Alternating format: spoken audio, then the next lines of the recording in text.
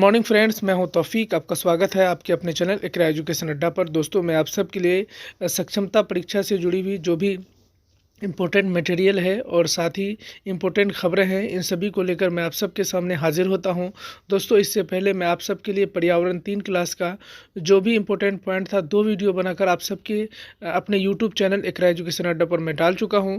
उसको प्लेलिस्ट में जाएंगे आप, सक्षमता की तैयारी के प्लेलिस्ट में, तो वहाँ पर आपको सभी मिल जाएंगे। उससे पहले मैंने आपको पर्यावरण के अलावा जो क्लास 6, 7, 8 का जो सामाजिक विज्ञान है उसका भी वीडियो बनाकर सभी तीनों क्लास का सभी वीडियो बनाकर डाल दिया है मैंने। दोस्तों, मैं आपको यहाँ बता दूं कि सबसे पहले सबसे ख़ास बात मेरे इन वीडियोज़ का ये है कि मैं इनको खुद से चयन करता हूँ, खुद से चुनता हूँ।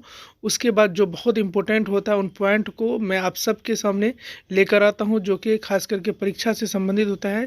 परीक्षा में इस तरह के सवाल पूछे जा सकते हैं, इसलिए इस तरह के जो मटेरियल है वो लेकर मैं आप सबके सामने आ रहा हूँ।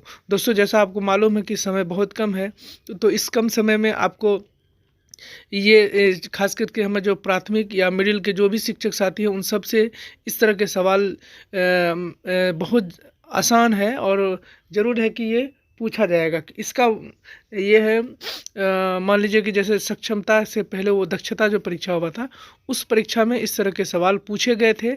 तो उम्मीद की जा सकती है कि इसी तरह के सवाल पूछे जाएंगे।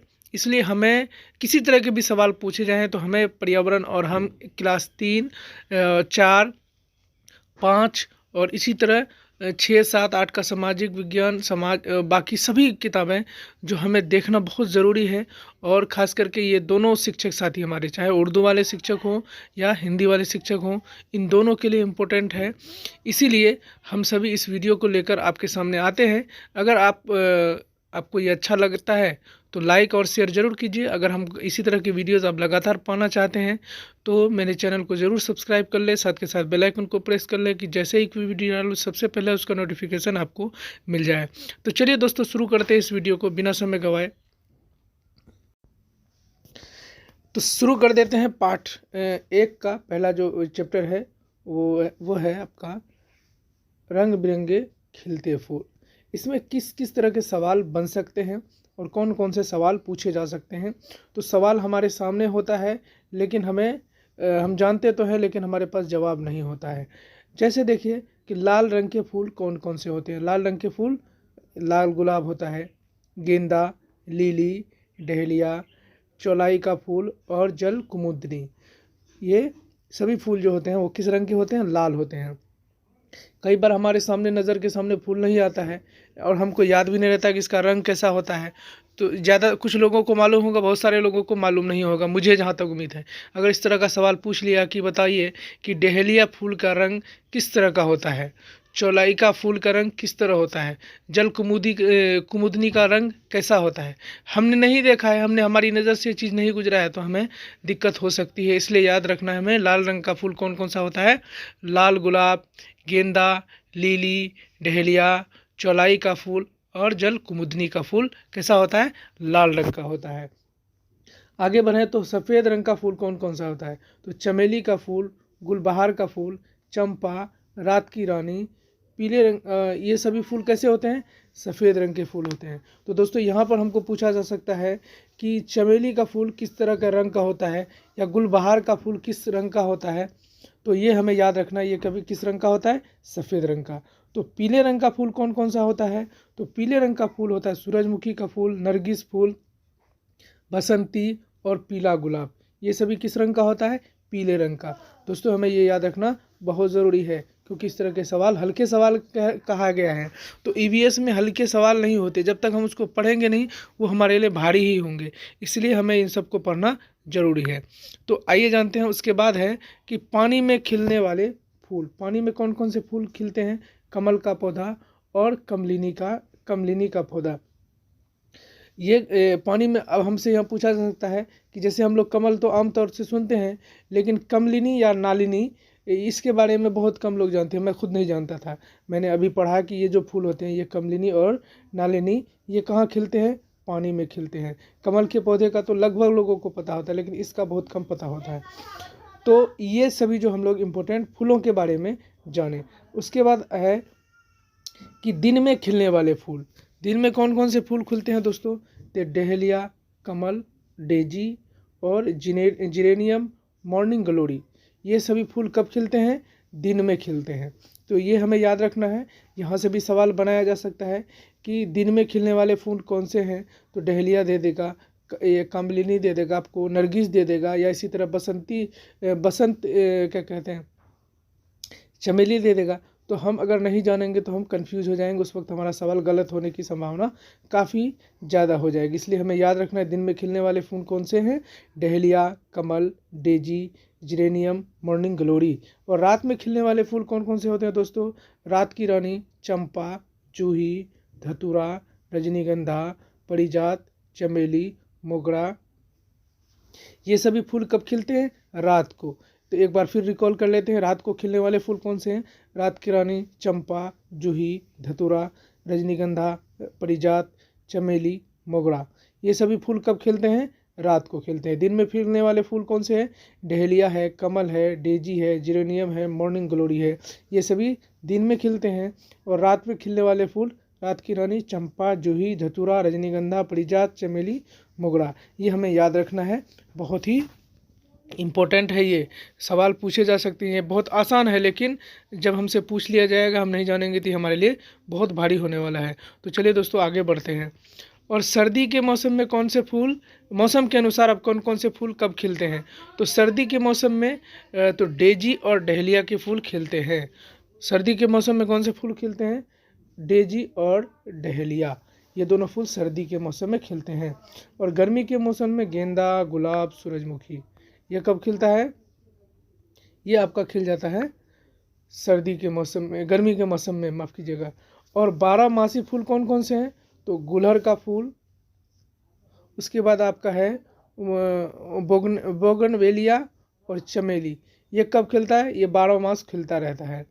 तो हमें ये सब याद रखना है। पेड़ों में खिलने वाले फूल कचनार, सेलम, प्लास और गुलमोहर, ये सभी कहाँ खिलते हैं? तो ये पेड़ों पर खिलते हैं। पेड़ों पर खिलने वाले फूल कौन से होंगे? कचनार, सेलम, पलास और गुलमोहर। तो इन सभी फूलों को याद रखना है। उसके बाद आगे जब बढ़ते हैं हम आगे बढ़ते हैं तो झाड़ी पत्तों पर खिलने वाले फूल, झाड़ी और या पत्तों पर झाड़ी या पत्तों पर खिलने वाले फूल चांदनी, चंपा, गुलहर, ये सभी फूल कहाँ खिलते हैं? झाड़ी में। लताओं में खिलने वाले फूल बोगनीवालिया, ब्राह्मण, कमल, 7 साल में एक बार खिलने वाला फूल मालती। ये दोस्तों ये बड़ा इंपॉर्टेंट पॉइंट है। ये फूलों से हमको लगता है कि इससे सवाल कहीं ना कहीं पूछा जा सकता है। कई सारे इंपॉर्टेंट पॉइंट इसमें आपने देखे होंगे, तो इसको हम ज़रूर एक बार रोक के स्क्रीनशॉट करके अपनी कॉपी में लिख लें, या अपने इस तरह का ये जो किताब अपने पास अगर मौजूद है तो इसको एक बार ज़रूर पढ़ लें, वरना हमें इस तरह के सवाल अगर आ गए तो हमें काफ़ी दिक्कत हो सकती है। तो इसलिए चलिए अब आगे बढ़ते हैं, पार्ट 2 में चलते हैं। पार्ट 2 में है कि कौन अंडे देता है, कोई बच्चा देता है। तो कोई अंडा देता है, कोई बच्चा देता है। तो वो कौन कौन से जंतु होते हैं जो अंडा देता है और बच्चा देता है? तो चलिए आगे बढ़ते हैं। तो जिन जंतुओं के शरीर पर बाल होते हैं तथा कान बाहर होते हैं वे बच्चे देते हैं। ये बहुत अच्छा सवाल है कि कौन से जानवर होते हैं जिनका शरीर पे बाल होता है और कान बाहर होता है तो वे बच्चे देते हैं। जैसे मनुष्य के शरीर में बाल होता है, गाय, कुत्ता, फिर हो गया आपका गाय 2 बार दे दिया है, शेर। तो ये सभी जानवर जो होते हैं वो बच्चे देते हैं, आप तो जानते ही हैं।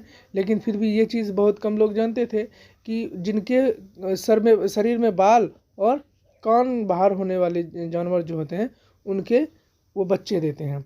चलिए आगे बढ़ते हैं।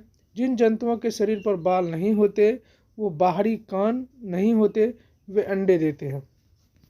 तो उसमें क्या क्या आता है? तो उसमें चिड़िया आता है, सांप आता है, छिपकली आता है। और ये जो है ये क्या होता है, इसमें शरीर पर बाल नहीं होते हैं और उसके कान भी बाहर निकले हुए नहीं होते हैं। तो वह सभी जानवर क्या देते हैं? तो अंडे देते हैं। चलिए आगे बढ़ते हैं।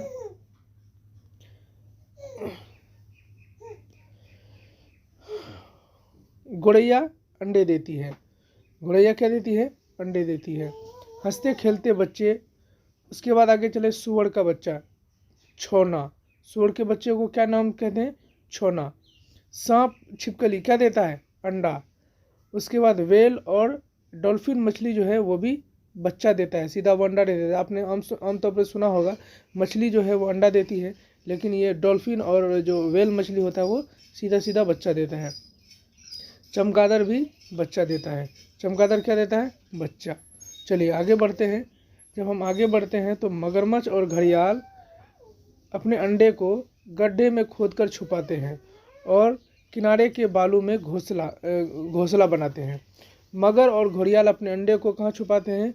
गड्ढा खोदकर छुपाते हैं और किनारे से बालू से घोंसला बनाते हैं। किनारे में यानी समुद्र के किनारे, नदी के किनारे में वो क्या करता है?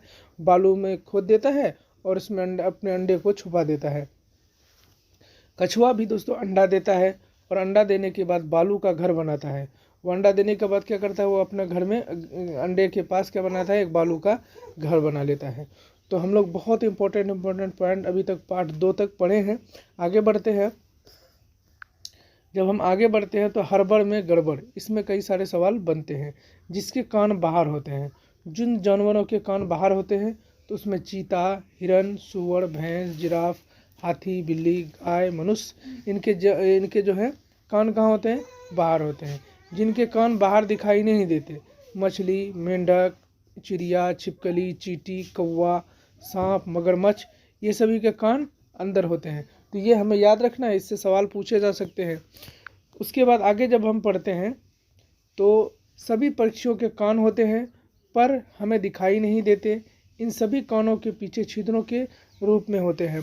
कान तो सभी को होते हैं, उनको लेकिन दिखाई नहीं पड़ते हैं। उनके कान की जगह पर उनके कान में छेद होता है, उस जगह छेद होता है जहाँ पर उसको सुनाई पड़े। छिपकली और मगरमच्छ के कान की जगह भी सिर्फ 2 छेद होते हैं। कान की जगह में क्या होते हैं? छेद होते हैं। चलिए आगे बढ़ते हैं। आगे बढ़ते हैं तो ऊपर में देखते हैं हम कि जानवरों के ऊपर अनेक विभिन्न प्रकार के डिज़ाइन उनके बालों के कारण होते हैं। यानी आप देखे होंगे कि बहुत सारे जानवर हैं, उनके शरीर पर अलग अलग कलर के बाल होते हैं, जिससे उनका जो है अलग अलग तरह का डिज़ाइन होता है। पत्ते की तरह कान किसका होता है? तो पत्ते की तरह किसका कान होता है? खरगोश का। ये सवाल भी बहुत इंपॉर्टेंट है कि पूछा जा सकता है कि बताइए कि पत्ते की तरह कान किसका होता है? तो हमें दोस्तों याद रखना है खरगोश का। चलिए अब इससे आगे बढ़ते हैं। जब हम इससे आगे बढ़ते हैं तो आप यहाँ पर आ जाएंगे। जिनके ऊपर कान, सिर के ऊपर कान किन किन जानवरों के होते हैं? तो सिर के ऊपर कान जो है वो हिरन का होता है। सिर के दोनों तरफ कान भैंस का होता है।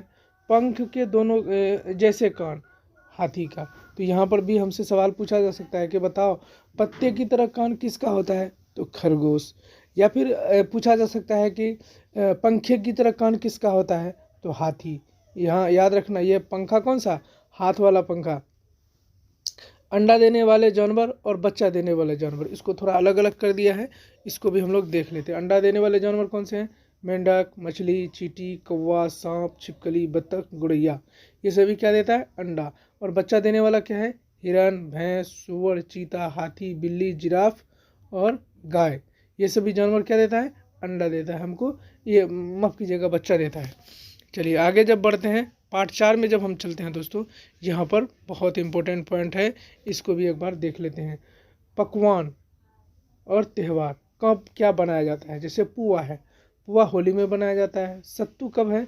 मेष संक्रांति में बनाया जाता है। सिखों का पूरा पूजा स्थल गुरुद्वारा कहलाता है। सिख जहाँ पूजा पाठ करते हैं उसको क्या कहते हैं? गुरुद्वारा। पटना साहिब में सिखों के 10वें गुरु गोविंद सिंह का जन्म हुआ था। यहाँ पर सवाल ये बन सकता है कि पटना में सिखों के कौन से गुरु का जन्म स्थल है? तो यहाँ पर हमको याद रखना है गुरु गोविंद सिंह का। तो यहाँ पर यह भी सवाल बन सकता है गुरु गोविंद सिंह कौन से गुरु थे? यानी 8वें, 6ठे, 7वें, 8वें, 10वें। तो यहाँ पर हमें याद रखना है गुरु गोविंद सिंह 10वां नंबर के गुरु थे। गुरुद्वारा का नाम क्या है? गुरुद्वारा का नाम क्या है? हर मंदिर साहिब। गुरुद्वारा का क्या नाम है? हर मंदिर साहिब। लंगर व्यवस्था का सहयोग पर आधारित है। लंगर कैसा व्यवस्था है? लोगों के सहयोग पर ये आधारित होता है। लोग इसमें सहयोग करते हैं, उसी से ये लंगर चलता है, जिसमें लोग मुफ्त में खाना खाते हैं। चलिए तब आगे बढ़ते हैं तो स्वाद, पाठ 5 में चलते हैं तो स्वाद अलग अलग। चलिए अब जानते हैं कि कौन कौन से जानवर जो है वो भोजन को चबा कर खाते हैं। तो हिरन, बकरी, कुत्ता, शेर, घोड़ा, गधा, भैंस, खरगोश, ये सभी खाना कैसे खाते हैं? चबा कर खाते हैं। चूस कर खाने वाले भोज जंतु जो भोजन चूस चूस कर खाते हैं, जैसे मक्खी हो गया, मच्छर, तितली, खटमल, ये सभी कैसे खाते हैं? तो ये सभी दोस्तों चूस कर खाते हैं। निगल कर खाने वाले जंतु मछली, सांप, छिपकली, मुर्गा, ये कैसे खाते हैं? ये चबाते नहीं, सीधा निगल जाते हैं। तो चलिए आगे बढ़ते हैं तो जीभ का स्वाद का रोल, स्वाद का पता जीभ को लगता है। पेशी युक्त संरचना, एक मसल संरचना है जहाँ पर कि हमें कौन कौन सा चीज़ होता है जिसका जीभ के, जैसे यहाँ पर आपको स्ट्रक्चर दिया हुआ है कि कौन सा भाग में किस तरह का हमको स्वाद मिलता है। तो देखिए यहाँ पर जैसे ये है आपका पीला भाग, ये वाला भाग, ये दोनों जो होता है ये साल्टी यानी नमकीन होता है। नमकीन चीज़ को ये दोनों यहाँ पर जैसे पहुँचेगा पता चल जाएगा नमकीन है। उसके बाद ये है आपका खट्टा, ये दोनों साइड जो है वो खट्टा चीज़ खाइएगा तो आपको पहचान जाएगा ये खट्टा है। स्वीट, सामने जो है मीठा, जैसे यहाँ लगेगा मीठा का आपको पता चल जाएगा। ठीक है, ये सभी जो हमको ये भाग याद रखना है। उसके बाद आगे जब बढ़ते हैं तो दांत के प्रकार, दांत के कितने प्रकार होते हैं? तो दोस्तों पहला यहाँ देख लीजिए कि काटने वाले दांत, उसको कृंतक कहते हैं।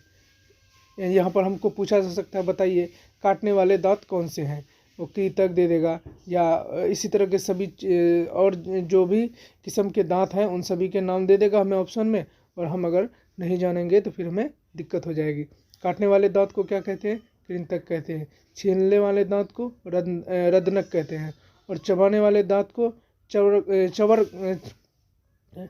चवर्णक मोलर यानी चवर्णक या मोलर कहते हैं इसको। ठीक है, ये हमें तीनों पॉइंट याद रखना है। दांत, काटने वाले दांत को क्या कहते हैं? कृंतक। और यहाँ पर देख सकते हैं, याद रखना है क्री से या काटने वाला आ जाएगा, छीलने वाले में रदनक आना है, चबाने वाले में चवर्णक। यहाँ चबाने वाले में पहला चौ है चवर्णक में, और काटने में क है, तो ये याद रखना है। बाकी छीलने वाला तो हमें अपने आप याद आ जाएगा। ठीक है, ये दोनों चीज़ को आप याद रखेंगे ट्रिक के माध्यम से। चलिए उसके बाद दांतों की संख्या। 6 माह का बच्चा दांत निकलना शुरू होता है। 6 माह का बच्चा का क्या होता है? दांत निकलना शुरू होता है। तो दोस्तों यहाँ पर सवाल बन सकता है कि दांत कितने माह के बच्चे को निकलना शुरू होता है? तो याद रखना है 6 माह के। 2 से 3 वर्ष का बच्चा कितने दांत होते हैं? 20। अब वहाँ पर पूछ सकता है 20 दांत कितने वर्ष के बच्चों को होता है? 2 से 3 वर्ष का जो बच्चा होता है उसको 20 दांत होते हैं।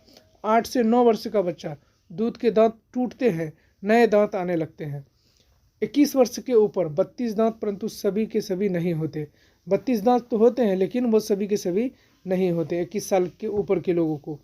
उसके बाद घोड़े और शेर के भी दांत मनुष्य के दांत की तरह होते हैं। यहाँ पूछ सकता है कि बताइए कि कौन से जंतु या जानवर के दांत मनुष्य की तरह होते हैं? तो यहाँ घोड़ा और शेर हमको याद रखना है। एक बार ही गिरते हैं, उनकी जगह पर नए दांत आते हैं। जैसे इंसान का दांत एक बार बचपन में टूटता है, उसके बाद दोबारा आता है तो वो कभी नहीं टूटता है, या वैसी तरह घोड़े और शेर का भी दांत एक बार आता है, फिर वो टूट जाता है, फिर दोबारा आता है। तो चलिए ये सभी इम्पोर्टेंट पॉइंट हमने यहाँ पर देखा। उसके बाद है, लेकिन सांप और मगरमच्छ अपने जीवन में एक बार ही दांत बदलते हैं, कई बार दांत बदलते हैं। जैसे सांप हुआ और मगरमच्छ जो है वो कई बार उसका दांत बदलता है। तो यहाँ पर हमको याद रखना है दोस्तों कि अगर हमसे सवाल पूछा जाए कि कौन से जीव हैं जो अपने जीवन में कई बार दांत बदलते हैं, तो यह याद रखना है, चाहे वो मगरमच्छ का ऑप्शन हो या सांप का, तो हमें यहाँ याद रखना है। पिलास की तरह दांत किसका होता है? और खरल की तरह दांत किसका होता है? कैंची की तरह दांत किसका होता है? तो ये आप सबको जवाब बताना है, कमेंट करके आप ज़रूर बताएंगे तो आप और हमें हमारी भी जानकारी बढ़ेगी, आपकी भी जानकारी बढ़ेगी। तो चलिए दोस्तों, ये जो है था, ये पहला चैप्टर था, ये जो कम से कम इसमें कितने चैप्टर आपका लिया गया? ये लिया गया आपका पार्ट 5 तक। इसमें दोस्तों ये 4 लगभग हमको 4 वीडियो इसमें बनाना होगा, क्योंकि बहुत लंबा वीडियो बन जाता है। लंबा वीडियो हम ज़्यादा इससे ज़्यादा समय का नहीं बना पाते हैं। इसीलिए आप एक काम कीजिए कि इसको अलग अलग पार्ट में हम बना रहे हैं, आप इसको आसानी से देख लें और सभी वीडियो को ज़्यादा से ज़्यादा लोगों तक शेयर कर दें, क्योंकि आप सबको मालूम है कि जो भी नियोजित शिक्षक साथी हैं उन सबको पढ़ने का समय नहीं मिलता है। इसलिए अगर आप थोड़ा सा वीडियो 20 मिनट 25 मिनट में अगर वीडियो देख लेंगे तो सभी चीज़ें आपके कवर हो जाएगा। तो चलिए दोस्तों, अगर ये अपडेट आपको अच्छा लगा हो, ये मैंने जो आपको बताया वो अच्छा लगा हो, तो लाइक और शेयर जरूर करें। साथ के साथ अगर हमारे चैनल पर नए हैं, इस तरह की अपडेट या इस तरह का जो सक्षमता से जुड़ी हुई तैयारी आप करना चाहते हैं तो मेरे चैनल को जरूर सब्सक्राइब कर लें। बहुत बहुत धन्यवाद। मिलते हैं अगले वीडियो में।